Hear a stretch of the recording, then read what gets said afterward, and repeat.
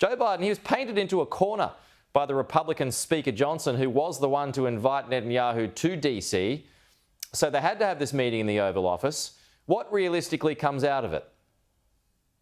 Well, it's a chance for Netanyahu and Biden to kind of kiss and make up. It's a chance for Netanyahu to meet with Kamala Harris, which now becomes a very important meeting. And then, Netanyahu is going on Friday to be in Mar-a-Lago seeing Trump. What actually comes out of the meeting, I think it's useful for Netanyahu in his domestic politics. Whether anything will change in terms of U.S. policies seems to me unlikely. Maybe they can talk about getting a ceasefire in Gaza and bringing that a bit closer. That would be a useful thing. I mean, is it even possible to kiss and make up while the war's still going? Well, yes. I mean, there have been some tensions.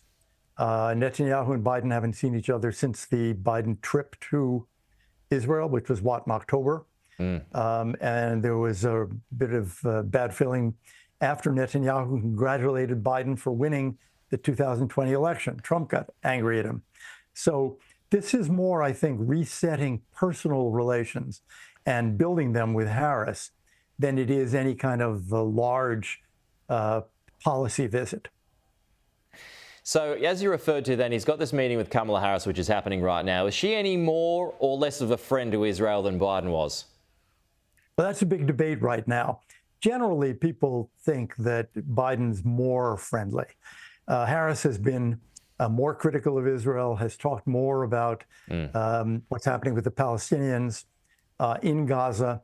She never describes herself, as Biden often does, as a Zionist. So I think there's a feeling that there'd be maybe a bit more space between the U.S. and Israel under Harris than under Biden. So she's more in line with that left flank of the Democrat Party.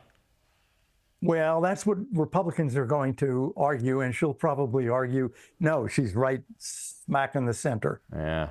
I think if we read between the lines, are we thinking that Netanyahu would prefer Trump to win in November? Oh, I think so. I think he's got a relationship there, and he doesn't have a relationship with Harris. And the Democratic Party is not as pro-Israel as the Republican Party. 120 Democratic members of Congress boycotted Netanyahu's speech. I think 0 Republicans did. So I think that's a reasonable guess you're making.